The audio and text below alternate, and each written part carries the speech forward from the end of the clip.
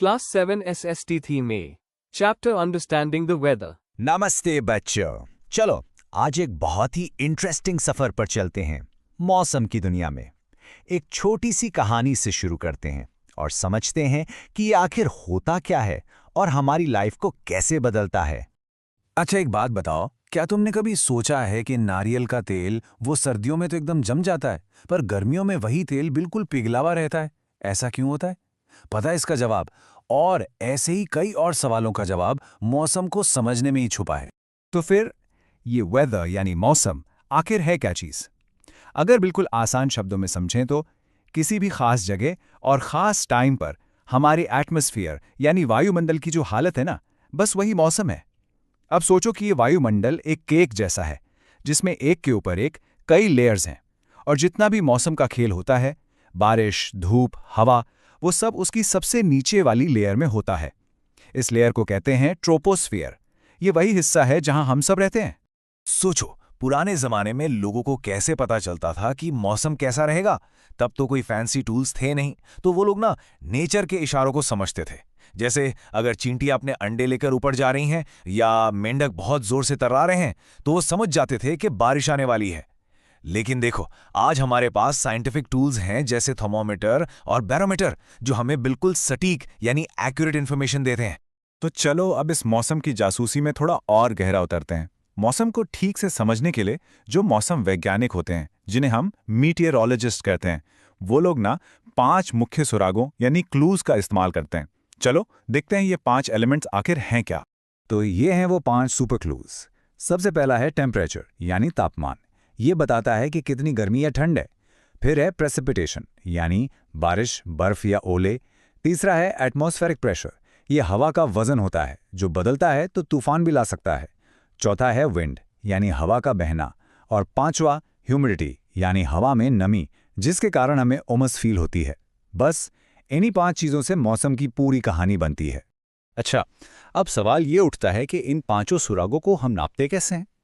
इन्हें एकदम ठीक मेजर करने के लिए ना कुछ खास टूल्स यानी उपकरण बने हैं। चलो अब उनके बारे में थोड़ा जानते हैं। देखो, ये जो टेबल स्क्रीन पर है ना, ये आपके एग्जाम के लिए बहुत ज़्यादा इंपॉर्टेंट है। इसमें हर एलिमेंट को नापने वाला इंस्ट्रूमेंट और उसकी यूनिट दी गई है। चलो एक नज़र डालते हैं। टेम्परेचर नापते हैं थर्मामीटर से सेल्सियस में। बारिश यानी प्रेसिपिटेशन नापते हैं रेन गेज से मिलीमीटर्स में। हवा का प्रेशर यानी एटमॉस्फेरिक प्रेशर नापते हैं बैरोमीटर से मिलीबार्स में। हवा की स्पीड एनीमोमीटर से और डायरेक्शन विंड वेन से। और हवा में नमी यानी ह्यूमिडिटी उसे हाइग्रोमीटर से परसेंटेज में नापते हैं। इस टेबल को अच्छे से याद कर लेना आसान है। तो ठीक है, हमने सारे क्लूज इंस्ट्रूमेंट से जमा कर लिए। अब आगे क्या? जब ये सारा डेटा इकट्ठा हो जाता है तभी उससे फोरकास्ट तैयार किया जाता है। फोरकास्ट यानी मौसम का पूर्वानुमान, ये बताना कि आने वाले कल में मौसम कैसा रहेगा। इसके ना 3 सिंपल से स्टेप्स हैं। स्टेप 1 होता है डेटा कलेक्शन, जहां अलग अलग वेदर स्टेशंस पर इंस्ट्रूमेंट से सारी जानकारी जमा की जाती है। फिर आता है स्टेप 2 डेटा एनालिसिस। यहां इंडिया मेट्रियोलॉजिकल डिपार्टमेंट, जिसे हम IMD कहते हैं, वहां के एक्सपर्ट्स इस पूरे डेटा को स्टडी करते हैं, उसके पैटर्न्स को समझते हैं। और आखिर में स्टेप 3 फोरकास्टिंग। इस एनालिसिस के बेसिस पर एक वेदर मैप और भविष्यवाणी तैयार की जाती है, वही जो हम टीवी और फोन पर देखते हैं। यहाँ एक बहुत ही इंटरेस्टिंग फैक्ट है। पता है, हमारा जो इंडिया मीटियोरोलॉजिकल डिपार्टमेंट है, जो 1875 में बना था, उसका मोटो क्या है? उसका मोटो है आदित्यात जयते वृष्टि। इसका मतलब है सूरज से ही वर्षा होती है। सोचो, ये एक प्राचीन ग्रंथ से लिया गया है और ये साफ दिखाता है कि सूरज मौसम के लिए कितना जरूरी है। एक और चीज जो एग्जाम के लिए बहुत जरूरी है वो है ये। जब IMD कोई चेतावनी यानी वार्निंग जारी करता है ना, तो वो इन कलर कोड्स का यूज करता है। इन्हें समझना बहुत इंपॉर्टेंट है। ग्रीन का मतलब है नो वार्निंग, सब ठीक है, चिंता की कोई बात नहीं। येलो का मतलब है बी अपडेटेड यानी खबरों पर नजर रखो। ऑरेंज का मतलब है बी प्रिपेयर्ड, तैयार रहो, कुछ हो सकता है। और रेड का मतलब है टेक एक्शन यानी खतरा है, तुरंत अपनी सुरक्षा के लिए कदम उठाओ। लेकिन इतनी मेहनत, ये सारी जासूसी, ये सारा डेटा, आखिर ये सब इतना जरूरी है क्यों? चलिए अब ये देखते हैं कि मौसम का अनुमान यानी फोरकास्ट हमारी जिंदगी से कैसे जुड़ा है। इसकी इंपॉर्टेंस बहुत ज्यादा है।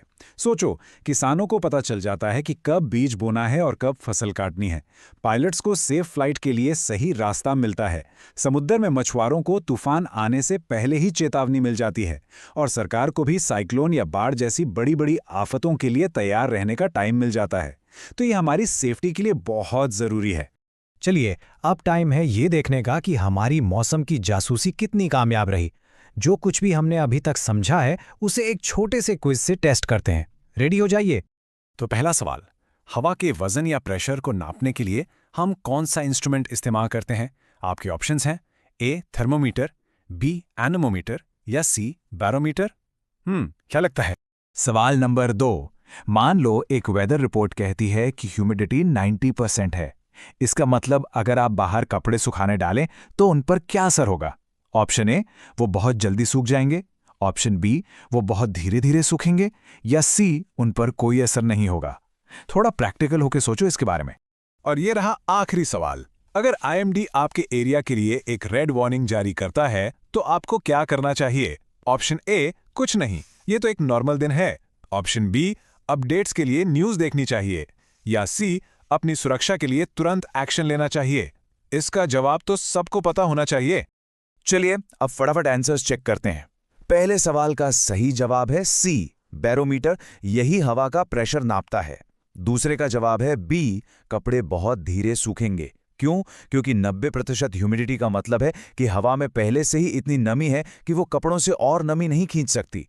और तीसरे का जवाब है सी, रेड वार्निंग, मतलब सबसे बड़ा खतरा, इसलिए तुरंत एक्शन लेना जरूरी है।